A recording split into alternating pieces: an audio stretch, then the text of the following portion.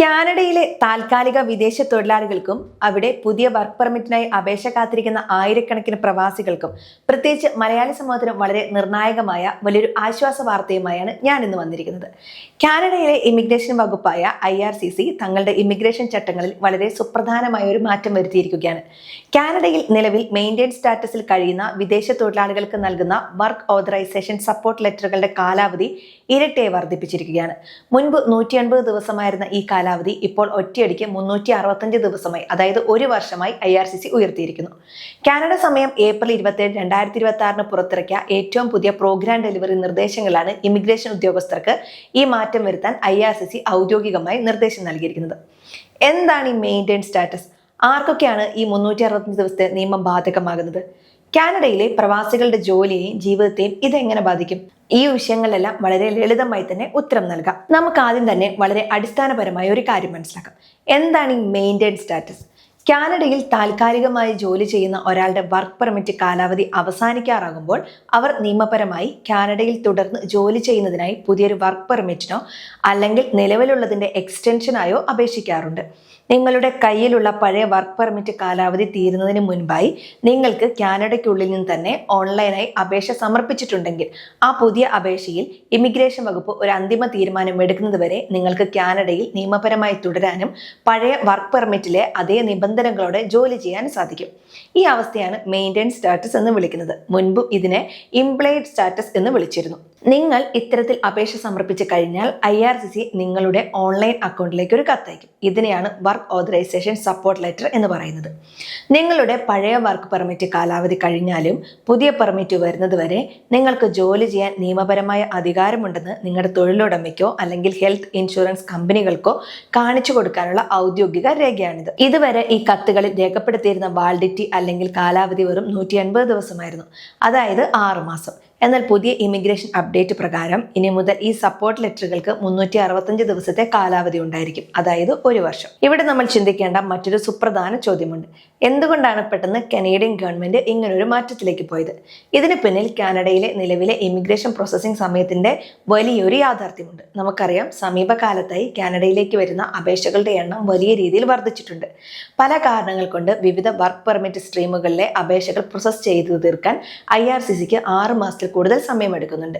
പഴയ നിയമപ്രകാരം 180 ദിവസം കഴിഞ്ഞിട്ടും പുതിയ വർക്ക് പെർമിറ്റ് കയ്യിൽ കിട്ടാത്ത അവസ്ഥ വരുമ്പോൾ വലിയ പ്രതിസന്ധിയാണ് തൊഴിലാളികളും കമ്പനികളും നേരിട്ടിരുന്നത്. ഈ 180 ദിവസത്തെ കാലാവധി കഴിയുമ്പോൾ കമ്പനികളിലെ HR മാനേജർമാർ പരിഭ്രാന്തിയിലാകും. കാരണം ജീവനക്കാരന് ഇനിയും ജോലിയിൽ തുടരാൻ നിയമപരമായ അനുമതി ഉണ്ടോ എന്ന് അവർക്ക് ഉറപ്പില്ലാതെ വരുന്നു. നിയമലംഘനം ഭയന്ന് പല കമ്പനികളും ജീവനക്കാരെ താൽക്കാലികമായി ജോലിയിൽ നിന്ന് മാറ്റി നിർത്തുകയോ അല്ലെങ്കിൽ പിരിച്ചുവിടുകയോ ചെയ്യുന്ന സാഹചര്യങ്ങൾ വരെ ഉണ്ടായിട്ടുണ്ട്. അതുപോലെ തന്നെ പല പ്രവിശ്യകളിലും ഹെൽത്ത് കാർഡ് പുതുക്കാനും ഈ കത്തിന്റെ വാലിഡിറ്റി ആവശ്യമാണ്. വാലിഡിറ്റി തീരുന്നതോടെ പ്രവാസികളുടെ ആരോഗ്യ ഇൻഷുറൻസ് പരിരക്ഷ പോലും തടസ്സപ്പെടുന്ന അവസ്ഥയുണ്ട്.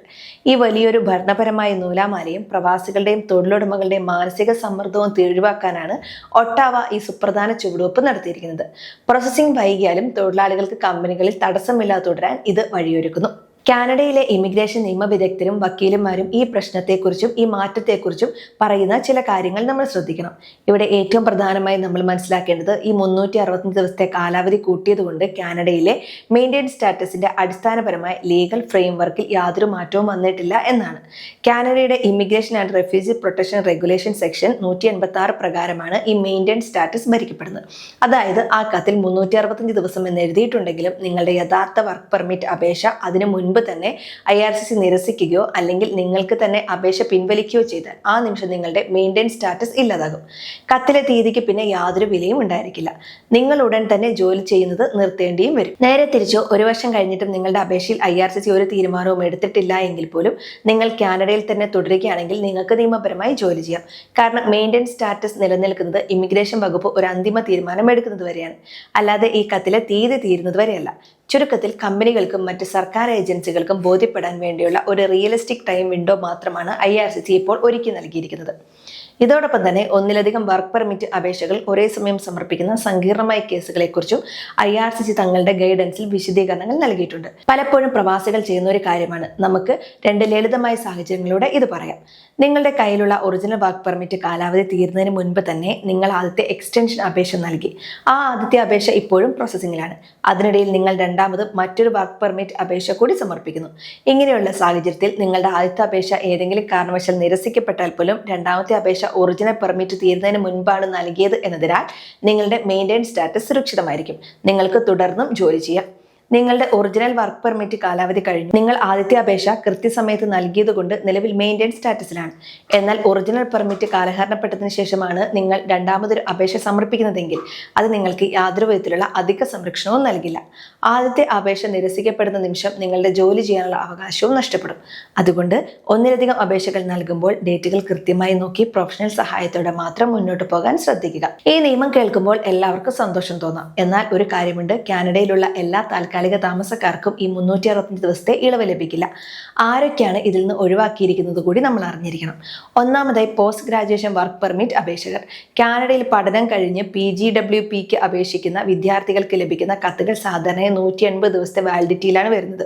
അവരെ ഈ പുതിയ 365 ദിവസത്തെ പരിധിയിൽ ഉൾപ്പെടുത്തിയിട്ടില്ല. അവരുടെ വാലിഡിറ്റി മുൻപത്തെ പോലെ തന്നെ തുടരും. രണ്ടാമതായി ടെമ്പററി റെസിഡന്റ് പെർമിറ്റ് അപേക്ഷകൾ. ഇവർക്ക് സാധാരണ രീതിയിലുള്ള മെയിൻറ്റെയിൻസ് സ്റ്റാറ്റസിന്റെ ആനുകൂല്യങ്ങൾ ഇമിഗ്രേഷൻ നിയമപ്രകാരം ലഭിക്കാറില്ല. കൂടാതെ നിങ്ങളുടെ വർക്ക് പെർമിറ്റ് കാലാവധി ഇതിനകം തന്നെ തീർന്നു പോവുകയും നിങ്ങൾ കാനഡയിൽ റിസ്റ്റോറേഷൻ ഓഫ് സ്റ്റാറ്റസിനായി ശ്രമിക്കുകയും ചെയ്യുകയാണെങ്കിൽ ആ കാലയളവിൽ നിങ്ങൾക്ക് ജോലി ചെയ്യാൻ അനുവാദമില്ല. സ്റ്റാറ്റസ് പുനഃസ്ഥാപിക്കപ്പെട്ട് പുതിയ പെർമിറ്റ് കയ്യിൽ കിട്ടിയാൽ മാത്രമേ ജോലിയിൽ പ്രവേശിക്കാൻ പാടുള്ളൂ. ഈ സാഹചര്യത്തിൽ കാനഡയിലുള്ള പ്രവാസികളായ നമുക്ക് എന്തൊക്കെ കാര്യങ്ങൾ ചെയ്യാൻ മുൻകരുതൽ എടുക്കണം എന്ന് നോക്കണം. ഒന്നാമത്തെ കാര്യം കൃത്യസമയത്ത് അപേക്ഷിക്കുക എന്നതാണ്. നിങ്ങളുടെ വർക്ക് പെർമിറ്റ് തീരുന്ന ദിവസത്തിനായി കാത്തിരിക്കരുത്. മാസങ്ങൾക്ക് മുൻപ് തന്നെ ആവശ്യമായ രേഖകൾ ശരിയാക്കി അപേക്ഷ സമർപ്പിക്കുക.